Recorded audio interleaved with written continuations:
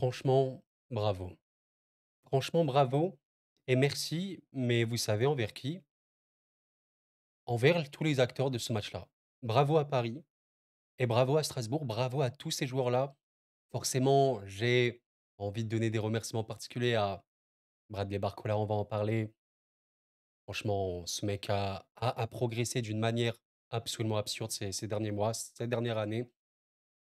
Et également, une pensée pour Seny Mayulu, qui fait, à 18 ans, tout jeune Titi parisien, son match référence avec le club de la capitale. Magnifique, on va parler de ce match-là, les amis. Installez-vous bien. Sincèrement, je suis très, très content de vous retrouver parce que on a eu un match de football et j'ai tellement envie de remercier Strasbourg. Et je le dis sincèrement, la meilleure tactique pour, j'allais dire, battre le PSG ou à minima l'empêcher de gagner facilement, on le sait, c'est le bloc bas. Il n'y a rien de plus dur dans le football que de jouer en bloc bas, très organisé, très structuré, en essayant de prendre le PSG à revers, comme Nice a pu le faire très très bien, comme Reims a pu le faire notamment, de la meilleure des manières. Strasbourg a osé, et l'a fait d'une manière assez dingue, jouer le ballon face au PSG et, mesdames, messieurs, c'est rarissime. Le Paris Saint-Germain a une possession très faible par rapport à ses standards habituels, on le sait. Le PSG de Luis Enrique, PSG obsessionnel de la possession, on sait que ça peut faire grincer les dents pas mal de monde. Et regardez, 55% de possession pour le PSG. Pour ceux qui ne suivent pas cette équipe, on parle d'une équipe qui régulièrement, par exemple, on prend contre Nice, voilà, à 71% de possession, c'est normal. Mais, et c'est ça qui a été super beau, vous l'avez vu, la productivité offensive de ce match a été phénoménale. Exceptionnelle. On parle d'un match où il n'y a pas eu de penalty. Je peux vous montrer, voilà, il n'y a pas eu de péno. Il y a eu un XG important pour Strasbourg, mais c'était sur coup franc où ils ont réussi à marquer ouais, de la très très bonne manière le but de Jong. Mais à part ça, il y a eu que des actions de jeu importantes. Regardez un petit peu, vous avez eu un 13 d'XG dans le jeu pour Strasbourg, en plus du coup franc, ça fait 2,22, ce qui est vraiment, vraiment beaucoup. Et le PSG a eu 3,63. C'est des chiffres vraiment énormes. Il y a eu pléthore d'occasions. Au final, le match est fini 4-2. Bah, ça suit une certaine logique, hein. Je pense que 4-2, c'est un score qui reflète ce match-là. En vrai, un peu. Je pense que le PSG aurait pu mettre un peu plus. Strasbourg, 2 buts, ça me semble assez OK sur l'ensemble du match pour Strasbourg. Et oui, je voulais vraiment vous montrer quelques petits stats de DataFoot, hein. Je le présente pas mal sur la chaîne. DataFoot, n'hésitez pas à le follow. Un des meilleurs comptes, si ce n'est le meilleur de data français. Les grosses occasions en Ligue 1, donc avant ce week-end. Eh bien, les deux premiers, il y avait PSG et Strasbourg. On avait juste le LOSC égalité avec Strasbourg, mais c'est pour montrer voilà, la création d'occasions, les grosses occasions, énormes hein, pour les deux équipes. Au niveau des expected goals, bah, on peut le voir, il y a le PSG qui est large premier de Ligue 1, mais Strasbourg est bien dans le top 5. Une équipe vraiment, vraiment belle, qui ose, qui n'est pas complexée du tout, c'est normal. Une équipe tellement, tellement, tellement jeune. Et en parlant de jeunesse, franchement, les gars, je crois qu'on a eu un des matchs les plus jeunes depuis très, très longtemps. Par rapport aux deux équipes, là, je sais pas, ouais, là, 22 ans, regardez, 22 ans, Barcola, je vais pas tous les faire, mais 20 ans Neves, Vicia, il est un peu plus vieux, mais bon, il a que 24, Mayulu, 18, Warren, il a quoi? Il a 18 aussi. Et regardez un petit peu en face, Diarra, il a 20 ans, là, il y a 21 ans, Nassil a 22 ans. C'était un des matchs, je crois, les plus jeunes, tous matchs confondus en Ligue 1 depuis pas mal de temps. Ça, j'en suis quasi sûr. Le plus vieux sur le terrain, c'était qui?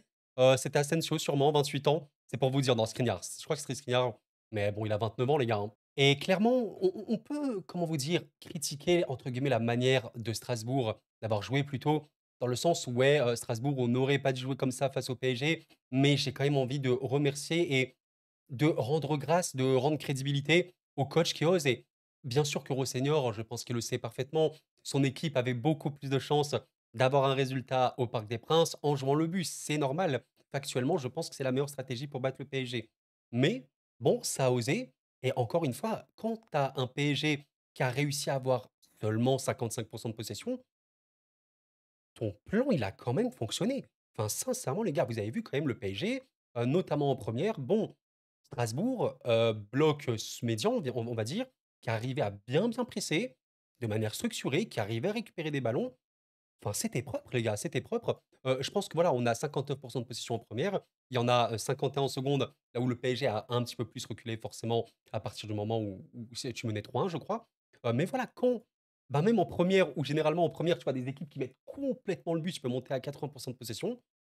Bah, c'est beau, franchement, c'est super beau et voilà, je voulais quand même rendre grâce à Strasbourg par rapport à ça. Mais oui, je pense que ce match nous donne une très, très belle leçon les amis, parce que vous savez, il y a vraiment ce débat autour du PSG actuellement comme quoi, Luis Enrique, on en a marre de ce football de possession. Beaucoup, beaucoup reviennent sur ça et en fait, je vais vous montrer à travers ce match-là, entre guillemets, alors je n'ai plus les stats exactement, il me faut savoir qu'en attaque placée, comme en transition, je crois que le PSG est, leader d'Europe ou pas loin sur ces 2 choses. Il faudrait que j'essaie de retrouver le tableau statistique, mais, je l'ai perdu malheureusement. Ce qu'on entend par, attaque placée, c'est juste des constructions, voilà, littéralement, où le PSG a la possession, va tenter une action et au final, au bout de l'action, va réussir à marquer. C'est, le PSG qui est, parmi les premiers en Europe sur ça, malgré, les blocs bas et tout. Le problème, je pense, de ce PSG-là, c'est quand même, on va dire, au niveau, des blocs bas. Il y a énormément de blocs bas, donc forcément, c'est compliqué de marquer. On peut se plaindre quand tu vois, le nombre d'occasions au final qu'il y a eu, tu pas assez tranchant et tout. Quand on regarde le match entier, tu as quand même 7 grosses occasions. Bon, tu as marqué 4 buts, en soi, ça va. Franchement, c'est normal de rater, ça va. Mais c'est vrai que le PSG aura toujours ce souci d'efficacité. En 1re, je pense que c'est surtout un souci d'être tranchant. Voilà, il y a quand même 2 grosses occasions en première, mais tu te dis, au vu des actions que tu as eues, tu aurais pu, mettre un peu plus, ou du moins être encore plus dangereux, que seulement un 17 XG où voilà, tu as malheureusement, soit pas assez cadré, soit manqué un peu de tranchant comme je l'ai dit. Mais voilà, le PSG est également, bonne quand elle arrive à sortir de la pression. Forcément, je pense que là, pour le coup, il y a pas trop de débat. Le PSG est largement une des meilleures équipes d'Europe quand il s'agit d'attaquer, on va dire, les espaces, d'attaquer la profondeur. On va dire, en tout cas, quand tu arrives à récupérer le ballon dans la surface adverse, même voilà, milieu de terrain et tout.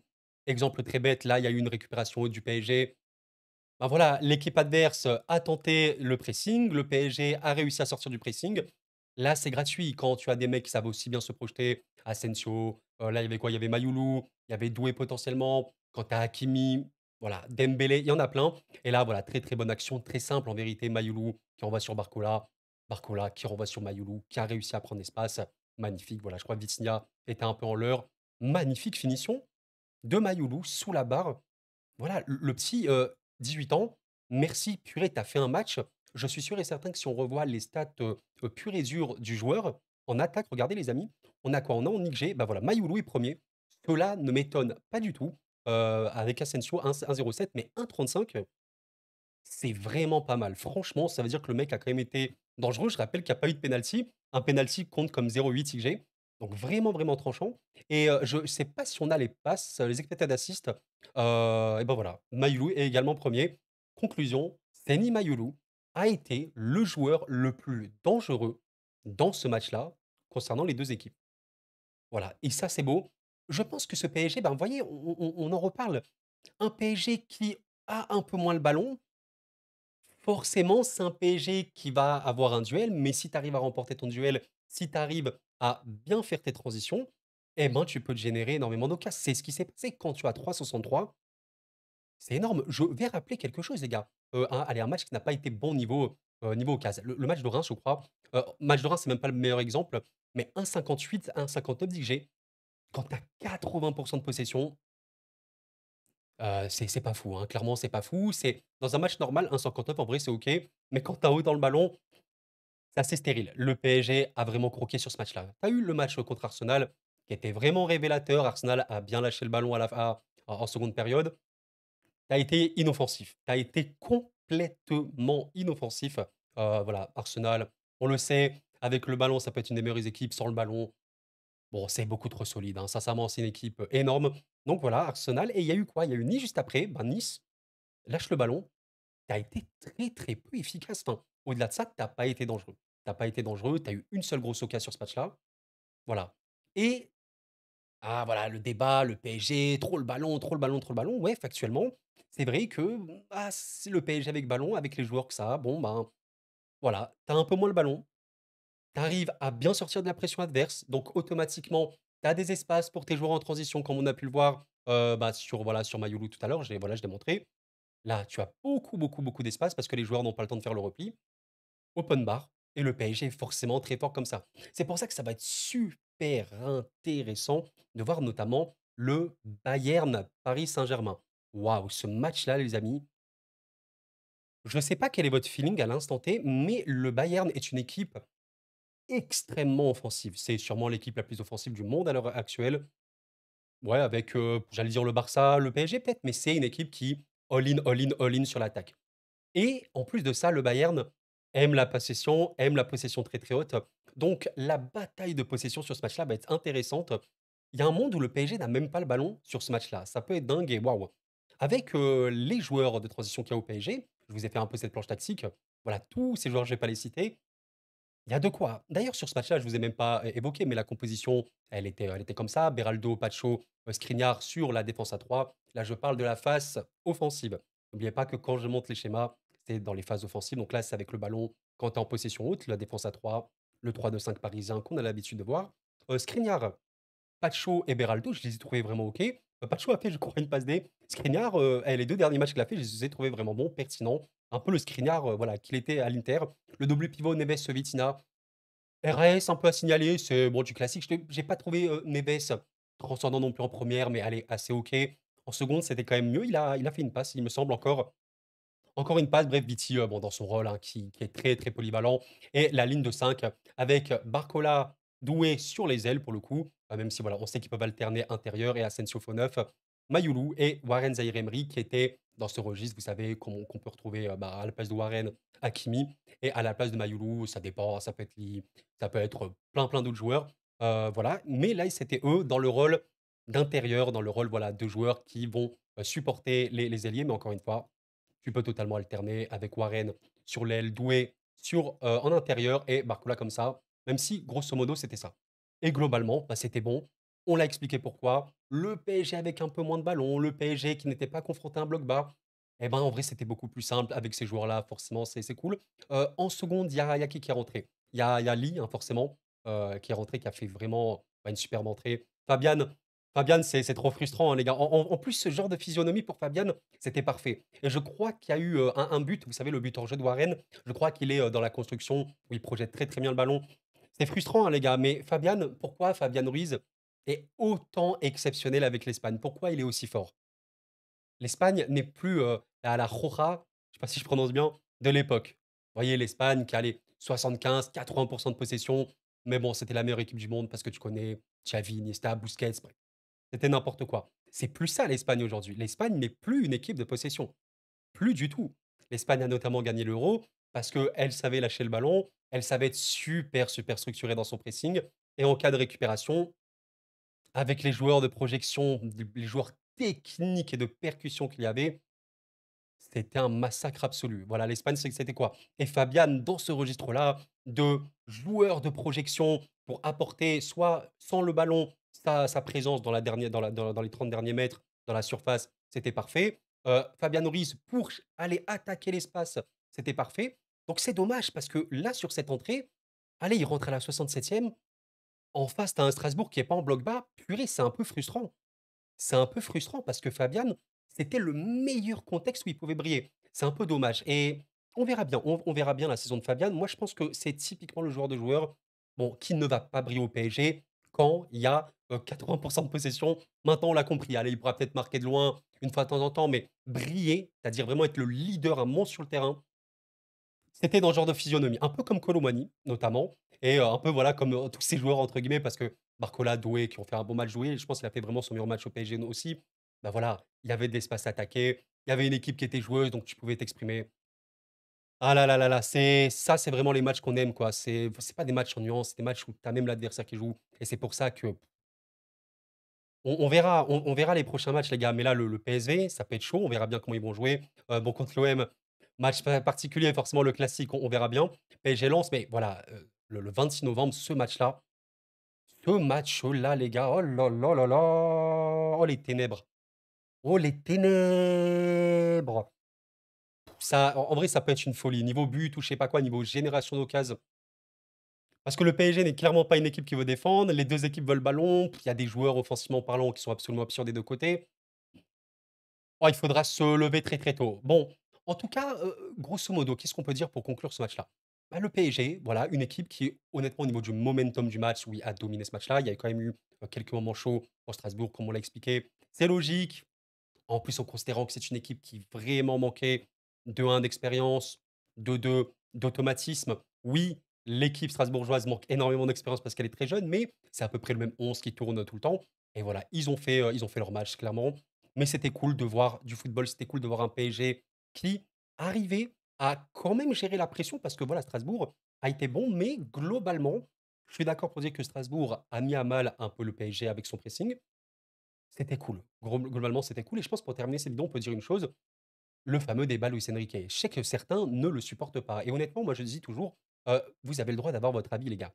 Il y a pas de problème là-dessus.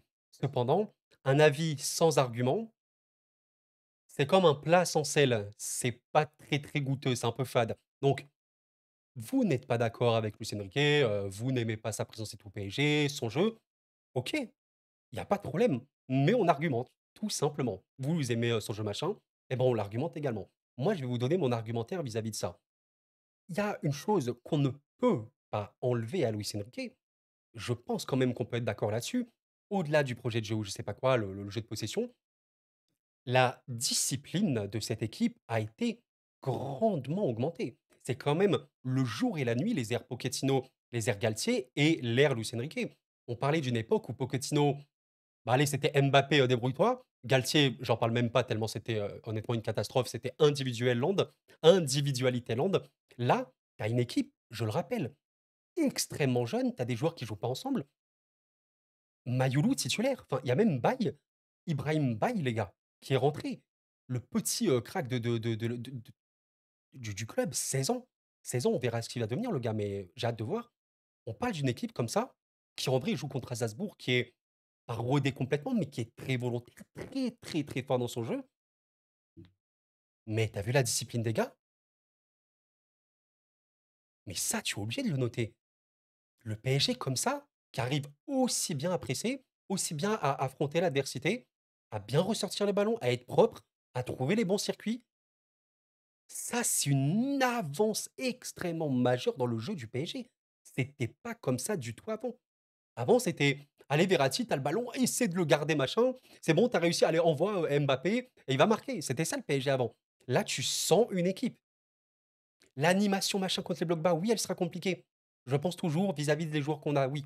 Mais l'intention, la discipline sur le terrain, heu, le pressing tout simplement, l'intensité mise globalement et tout machin et cetera, je pense qu'il faut dire: «Ouais, merci Luis Enrique». Parce que c'est forcément grâce à lui qu'une équipe aussi jeune arrive à être aussi autant bien dans le bain, si vous voulez.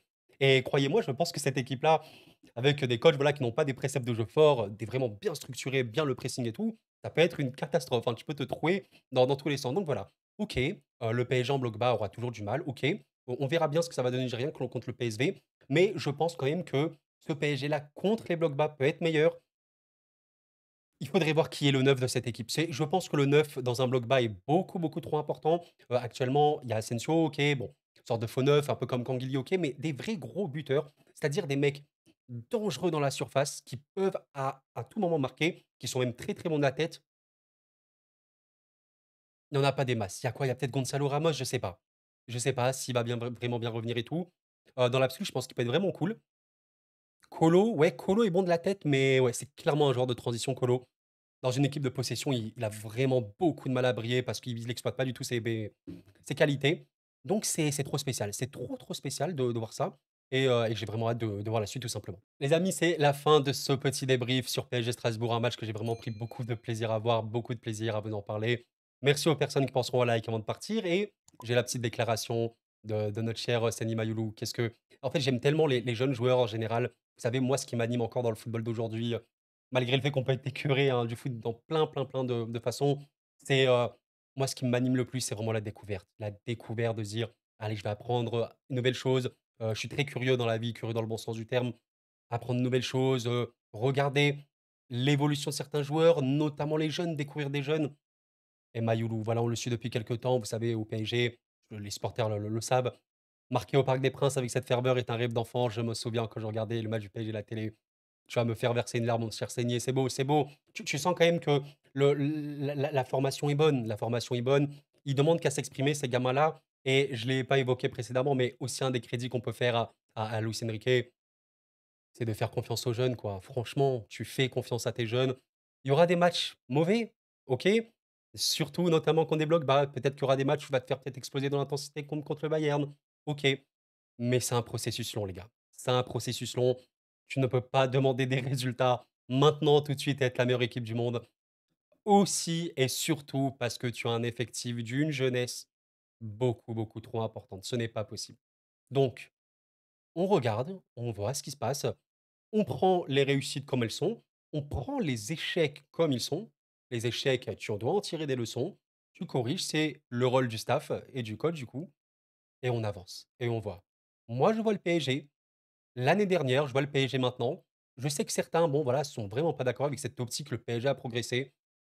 Dans l'intention, bon, je trouve que c'est quand même un autre PSG, qui aura toujours du mal à créer, à beaucoup, beaucoup produire contre une équipe en bloc bas, comme beaucoup d'équipes, parce que voilà, il manque d'expérience, il manque d'automatisme, il manque de peut-être de grands joueurs tout court. Pour l'instant, ils sont encore jeunes et des profils assez atypiques comme un neuf fort de la tête et cetera. C'est clair. Dans l'absolu, c'est un nouveau PSG, c'est un nouveau visage et c'est cool. C'est pas du tout la meilleure équipe du monde, mais c'est loin d'être l'équipe la plus mauvaise. Très, très, très clairement. Merci d'avoir suivi la vidéo, les amis. Merci à vous. C'était cool. Reprenez soin de vous et la paix sur vous.